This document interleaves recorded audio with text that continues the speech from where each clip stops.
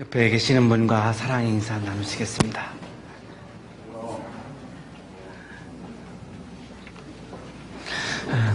우리 1년 동안 은혜로운 찬양을 해주신 우리 성가대에게 우리 감사의 박수 하겠습니다. 고맙습니다.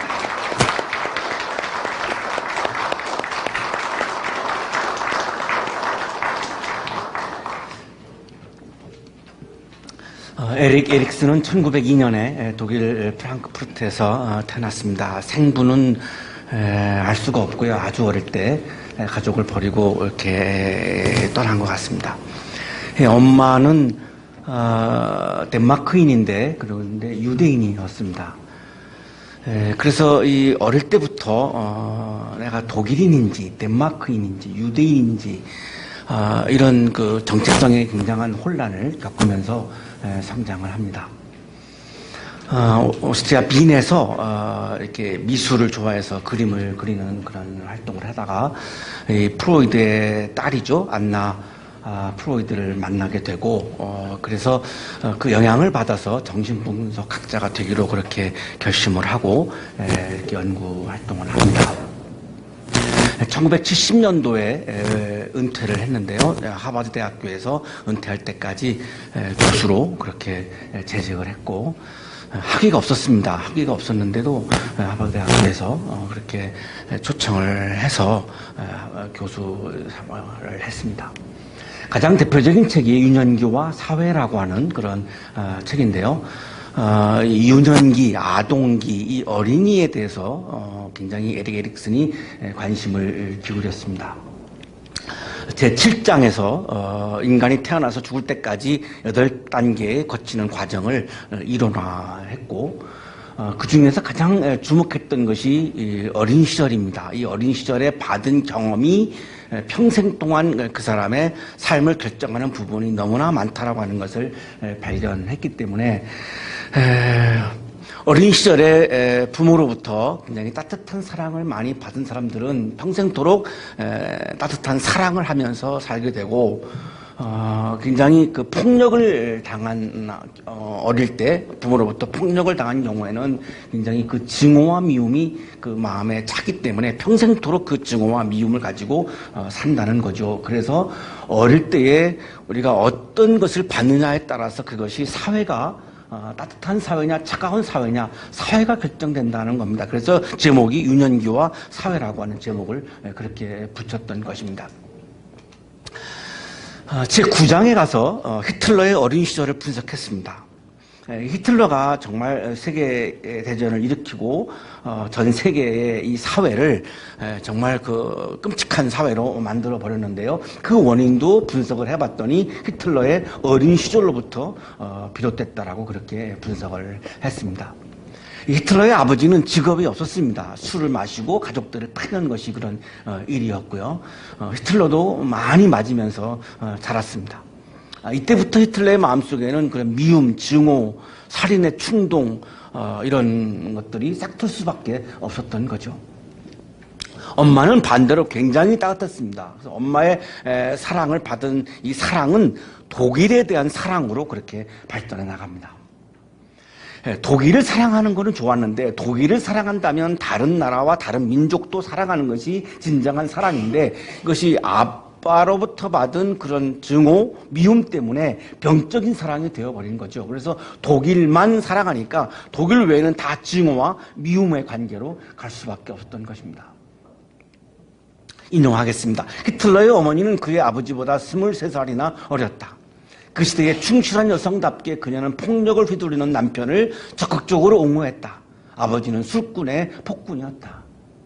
아버지가 그렇게 폭력을 행사해도 아버지다, 아버지다 이렇게 옹호했던 것 같습니다. 젊은 어머니에 대한 사랑과 늙은 아버지에 대한 증오가 히틀러의 병적인 부분을 차지하고 있다는 것을 설명할 수 있으며 결국은 이 아버지로부터 받은 이 폭력이 결국은 세계 2차 대전을 일으켰다라고 에릭 에릭슨은 분석하고 있는 겁니다. 이 폭력을 받았기 때문에 사랑을 받지 못하고 아버지로부터 폭력을 받았기 때문에 폭력을 받은 사람은 폭력을 쓸 수밖에 없다는 거죠. 사랑을 받은 사람은 사랑을 할 수 있는 거고 폭력을 받은 사람은 폭력을 쓸 수밖에 없다는 거죠. 그 사랑하는 여인 에바 브라운을 총으로 쏴서 죽입니다. 유태인 600만 명을 죽입니다. 이게 다 아버지로 받은 폭력으로부터 비롯되었다고 그렇게 분석을 한 거죠. 히틀러가 만약에 아버지로부터 따뜻한 사랑을 받았더라면, 우에 있는 사진이 히틀러가 아주 어릴 때 유아 때 사진이고요.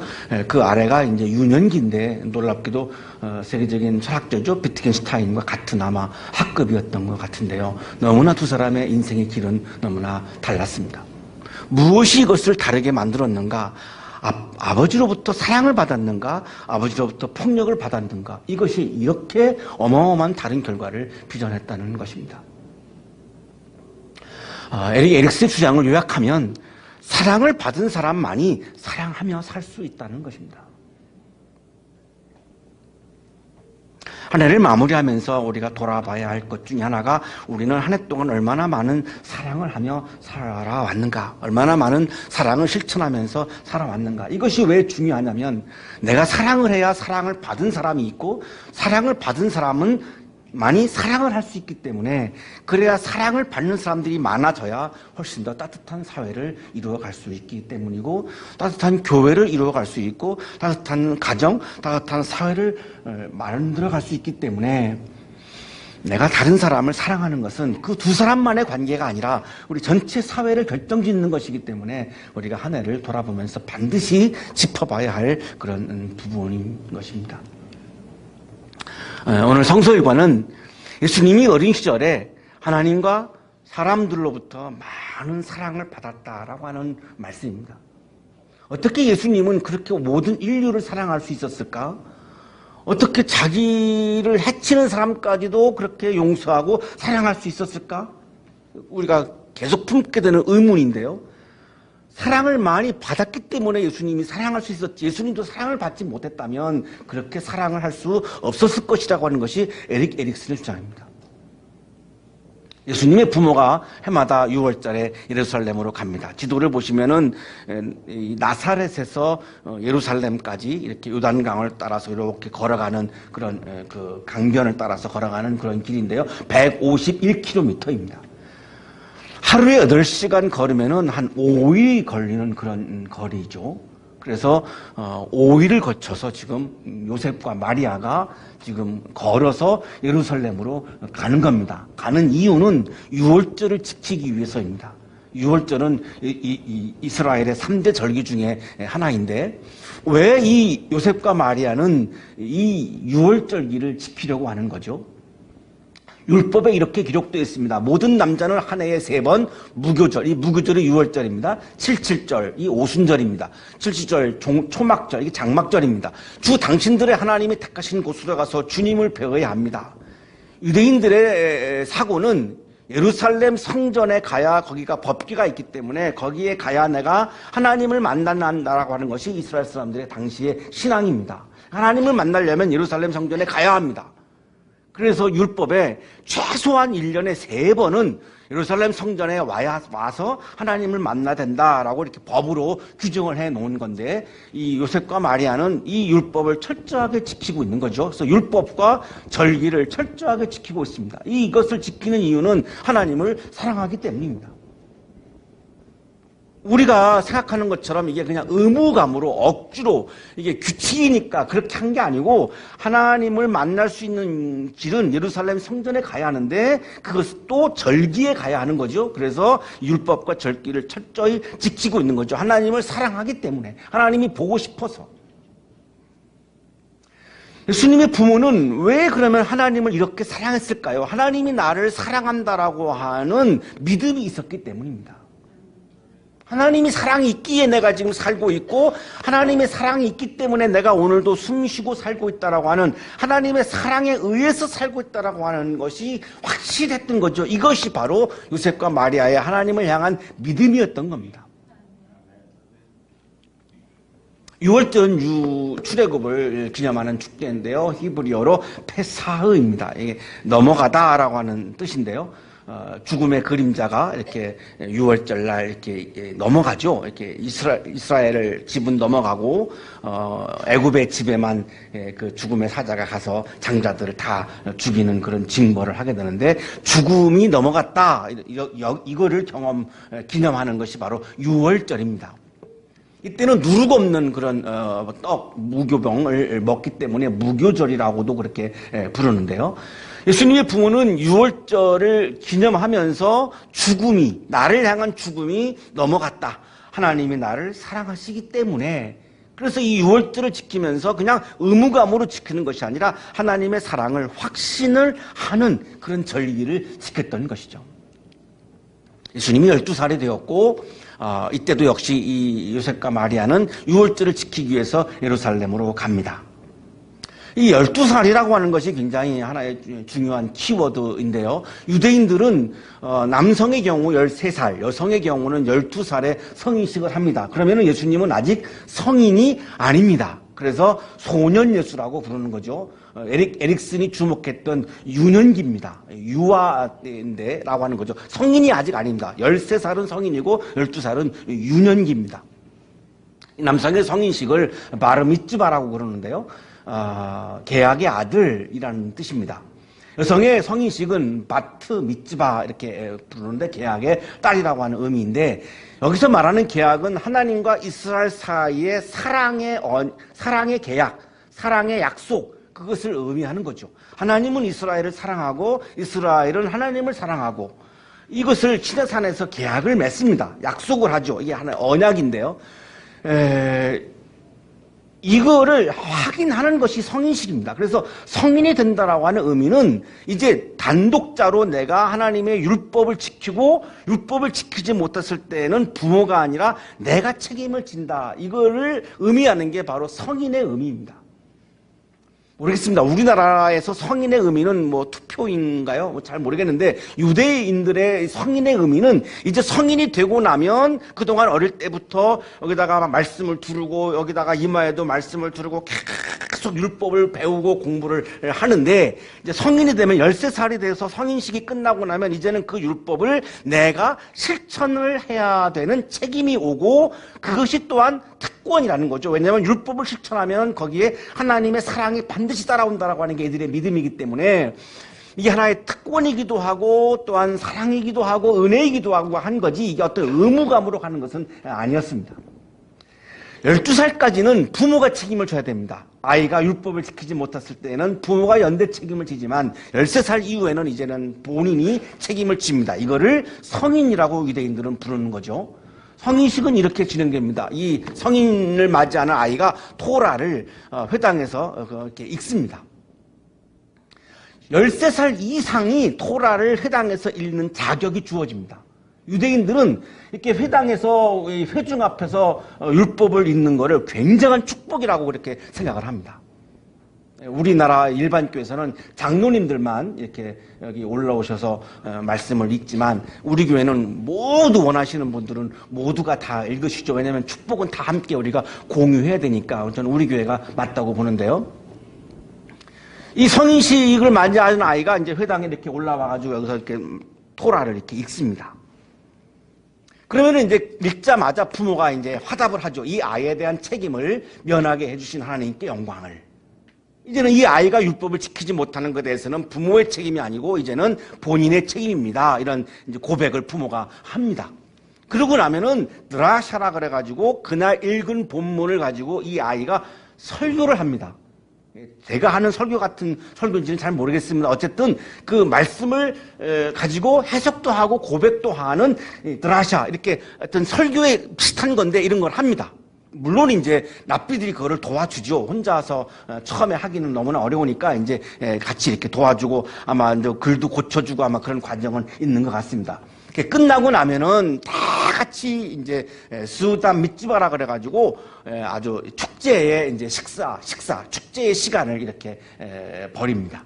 이게 이제 지금 오늘날에도 유대인들이 하는 그런 성인식이고요. 이 성인식이 끝나고 나면은 막 거리에서 막 행진을 합니다. 이스라엘 여행을 하시다가 오면은 성인식하는 장면을 이렇게 보게 되는데 어마어마한 그런 마을의 축제이고 거리의 축제이고 이 아이가 이제는 당당하게 율법을 회당에 와서 읽을 수 있고 토론할 수 있고 본인이 그것을 읽으면서 축복을 받을 수 있고 이제는 율법에 대해서 자기가 스스로 책임을 질 수 있고 이거를 굉장히 축하해주고 축복해주는 분위기가 유대인들의 그런 성인식입니다. 그런데 오늘 본문에 예수님은 13살이 아니고 12살입니다. 자, 이 말씀은 아직 예수님은 성인이 아니라고 하는 말씀이고 토라를 성인들과 함께 읽고 토론할 자격이 없다는 것을 의미합니다. 예수님은 그럴 자격이 없습니다. 12살은 회당에 들어가서 어른들과 토라를 같이 읽고 토론할 자격이 없습니다. 그걸 하면 안 됩니다. 그런데 그들이 절기를 마치고 돌아올 때에 유월절은 7일 동안 계속되어지는데요. 유월절기를 지금 7일 동안 마친 거죠. 그래서 이 부모는 다시 이제 나사렛으로 돌아가는 거죠. 그런데 소년 예수는 여기 소년 예수라고 본문에 나오는데요. 성인이 아니라는 겁니다. 12살이니까요. 근데 예루살렘에 그냥 머물러 있었고 부모님들은 이거를 몰랐습니다. 당연히 그냥 친척들 속에 끼어서 같이 온다고 생각을 했고, 12살이니까 아직 그렇게 아주 미숙한 아이는 아니니까 이렇게 신뢰하고 아마 믿었던 것 같은데요. 정말 그건 이제 차마 정말 미처 몰랐던 거죠. 이 일행 가운데 있겠다라고 생각을 하고서 하룻길을 갔는데 안 보이는 거죠. 그래서 이제 친척과 친지들 사이에서 오는지를 막 찾아보았는데 거기에도 없습니다.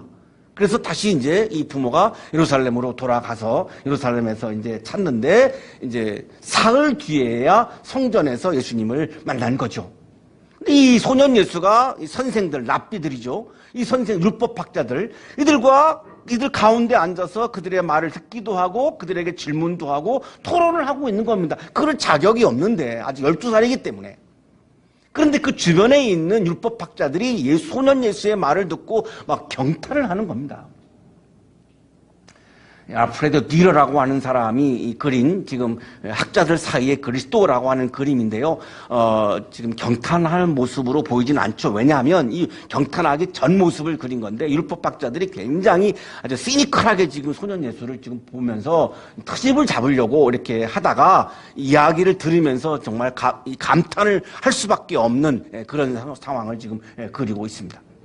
당시에 유명한 율법학자들은 힐렐, 샴마이, 유대교는 랍비들은 힐렐파, 삼마이파 두 파로 나누어집니다. 그 정도로 이 두 사람은 아주 유명한 율법학자들이고요. 가말리엘, 요나단, 시므온, 니고데모, 이 니고데모는 우리가 굉장히 잘 알고 있는 율법학자입니다만 이런 사람들과 거기서 토론을 벌인 거니까요. 이거 어마어마한 사건입니다. 당대에 유대교에서 최고의 석학들과 지금 이렇게 대화를 지금 토론을 하고 있는 거니까요. 정말 놀라운 거죠. 그러니까 부모님들이 보고서 놀랄 수밖에 없는 거죠. 얘야, 이게 무슨 일이냐? 네 아버지와 내가 너를 찾느라고 얼마나 애를 태웠는지 모른다. 이게 도대체 어떻게 된 거냐? 나는 사흘 동안 너를 찾았는데 어떻게 내가 지금 자격도 없는데 감히 자격이 없으니까 성전에서 학자들과 얘기할 것은 생각도 못한 거죠. 근데 사흘 만에 그거를 발견한 거니까요. 당연히 할 수밖에 없습니다. 너무나 막 속이 상했겠죠. 너 도대체 어떻게 된 거냐? 이 49절이 아주 중요한 본문입니다. 누가복음에서 예수님이 처음으로 하시는 말씀입니다. 다른 복음서는 예수님의 설교가 첫 말씀으로 나오는데 누가복음만 설교가 아닌 지금 이 유년 시절의 이 이야기가 예수님의 첫 번째 말씀으로 나오고 있습니다. 어찌하여 나를 찾으셨습니까? 내가 내 아버지의 집에 있어야 할 줄을 알지 못하셨습니까? 예수님의 첫 말씀은 하나님은 나의 아버지입니다. 이 고백이 예수님의 누가복음의 첫 말씀입니다. 이게 왜 그렇게 중요하냐면 요셉과 마리아는 네가 왜 여기 있느냐 자격도 없는데 그렇게 얘기하니까 이 소년 예수는 내가 하나님의 아들인데, 내가 아버지의 집에서 내가 말씀을 읽고 말씀을 토론하고 하는 것은 너무나 당연한 거 아니겠습니까? 이게 왜 이상하다고 얘기하십니까? 너무나 당연한 거죠. 자아 정체성, 자아 의식이 분명했던 거죠. 에릭 에릭슨은 12살에서 18살 사이에 자아 정체성의 혼란을 겪는다고 분석을 하는데요. 소년 예수는 12살이었습니다. 자아 정체성이 굉장히 혼란을 겪는 나이인데 그렇지 않았습니다. 자아 의식이 분명했습니다. 너무나 분명했습니다. 내가 누구인가? 나는 메시아이다. 하나님의 아들이다라고 하는 자아의식이 분명했던 거죠. 이것을 지금 분명히 고백을 하고 있는 겁니다. 내가 누구인가? 나는 하나님의 아들이다. 그래서 내가 성전에서 말씀을 읽고 말씀을 토론하고 하는 것은 너무나 당연한 것인데 이것에 대해서 왜 시비를 거십니까? 자의식이 분명하지 못할 때 우리가 오류를 범하게 됩니다. 내가 누구입니까? 나는 예수를 따르는 그리스도인이죠. 이것이 분명하지 못하면 그리스도인의 길이 아닌 길을 걸을 때가 있게 되고 내가 그리스도인이라고 하는 자의식이 분명하지 아니하면 내가 그리스도인이 있어야 할 곳에 있지 않고 있으면 안 되는 곳에 있는 오류를 범하게 되는 거죠.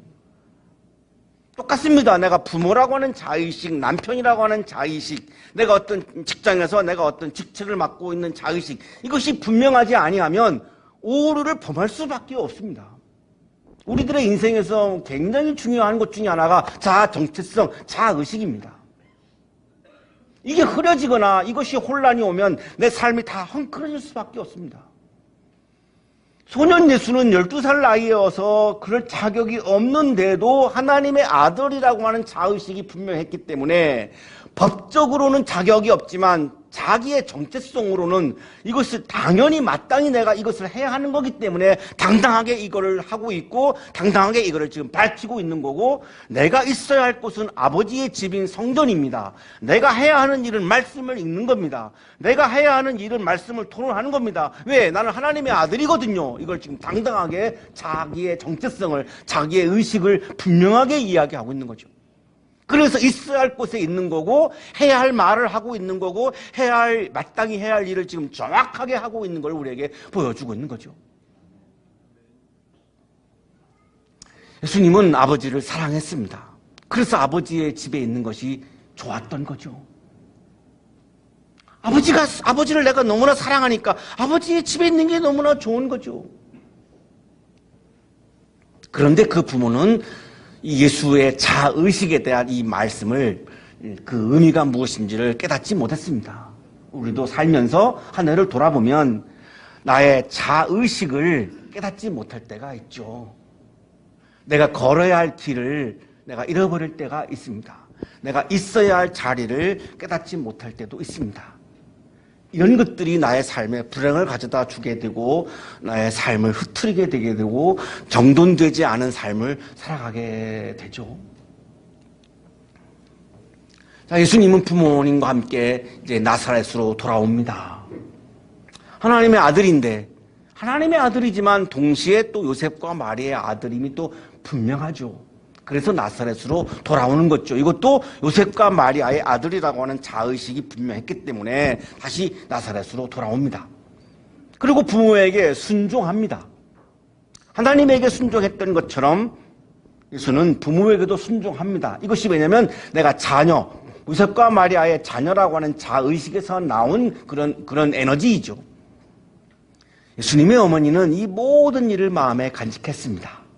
예루살렘 성전부터 지금까지 있었던 모든 일들을 마음에 간직을 합니다. 예수님은 지혜와 키가 자라고 하나님과 사람에게 더욱 사랑을 받습니다. 제가 가장 은혜 받은 구절이 52절입니다. 예수님은 하나님과 사람들로부터 더욱 사랑을 받았습니다. 예수님이 이렇게 하나님과 사람들로부터 사랑을 받았기 때문에 온 인류를 사랑하실 수 있었구나. 사랑을 받지 못했다면 에릭 에릭슨의 분석에 의하면 예수님도 사랑하기는 어려웠을 거 아닌가. 사랑을 받았기 때문에 사랑할 수 있었다.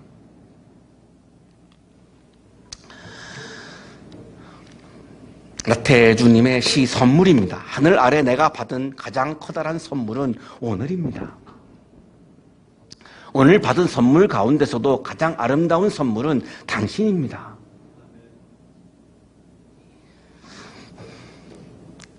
여러분 어떤 것을 한 해 동안 받은 가장 커다란 선물이라고 생각하시고 가장 아름다운 선물은 무엇이라고 생각하십니까? 대주님은 오늘이 가장 커다란 선물이고 당신이 가장 아름다운 선물이라고 그렇게 노래하고 있습니다. 우리에게 가장 큰 선물은 2018년 한 해 그리고 이렇게 마지막 주일날 살아있어서 예배를 드리고 있는 지금 이 시간 오늘 이것이 가장 큰 선물이죠. 하나님의 사랑을 받지 못했다면 우리는 지금 이 자리에 있을 수가 없습니다. 하나님의 사랑이 없었다면 저같이 부족한 사람이 인격적으로 신앙적으로 부족한 사람이 여기서 이렇게 설교를 할 수가 없습니다. 1년 동안 그것도 할 수가 없습니다. 하나님의 사랑이 있었기에 지금 오늘 이 시간 제가 여기에 서 있는 거고 여러분들도 지금 여기에서 예배를 드리고 계시고 여러분의 가정에서 여러분의 일터에서 일하고 계시는 거죠. 한 해 동안 너무나 하나님의 많은 사랑을 받았기에 오늘 지금 우리가 여기에 있는 거죠. 그래서 가장 큰 선물이 바로 오늘인 거죠. 가장 아름다운 선물은 나를 아낌없이 사랑하시는 예수 그리스도와 나를 사랑하는 가족과 이웃, 이것이 한 해를 돌아보면 나에게 가장 아름다운 선물이죠. 예수께서 나를 사랑해 주셨기 때문에 내가 지금 오늘 이렇게 숨쉬고 있는 것이고 예배를 드리고 있는 거고 내 믿음이 흔들리지 않았고 지금 있어야 할 이곳에 지금 우리가 내가 앉아 있는 것이고 가족들이 나를 사랑해주고 이웃들이 나를 위해서 중보기도 해주고 나를 사랑을 해주었기 때문에 여러 가지 많은 어려움도 있었고 질병도 있었고 고난도 있었고 절망도 있었지만 그거를 다 이겨내고 지금 이 시간 이 자리에서 우리가 지금 내가 예배를 드리고 있는 거죠. 그래서 가장 아름다운 선물은 예수 그리스도, 가족, 이웃들, 나를 사랑해 주는 분들, 이분들이 나에게 가장 아름다운 선물인 거죠. 우리는 예수 그리스도의 사랑과 가족들의 사랑과 이웃들의 사랑을 받았기 때문에 실감나지 않으실 수 있겠습니다만 한번 곰곰이 묵상을 해보시면 1월 1일이 오기 전까지 한번 묵상을 해보시면 예수님의 사랑이 나에게 얼마나 기뻤던가, 가족들의 사랑이 나에게 얼마나 기뻤던가, 이웃들의 사랑이, 우리 교우들의 사랑이 나에게 얼마나 기뻤던가 한번 묵상해 보시면 그 사랑은 나의 인격이나 나의 신앙이나 내가 하고 있는 것에 비하면 너무나 큰 사랑이 틀림이 없죠. 그 사랑이 있었기 때문에 내가 오늘도 사랑하면서 살고 있는 거고 사랑하며 살 수 있는 것이죠. 한 해 동안 너무나 큰 사랑을 받았습니다. 그 사랑을 받았기 때문에 오늘도 우리는 사랑하며 살 수 있습니다. 또 새해를 기다릴 수 있습니다. 너무나 많은 사랑을 받은 것을 감사하는 그런 송년이 되시기를 축복합니다.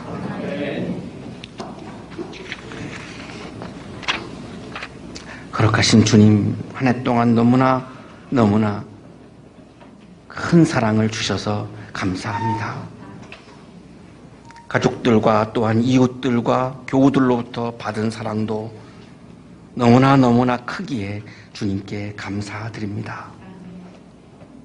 새해에는 사랑을 받은 것을 감사하며 우리가 더 많은 사랑을 실천하며 살아가는 새해가 되도록 복내려 주옵소서. 예수 그리스도 이름으로 기도하옵나이다. 아멘.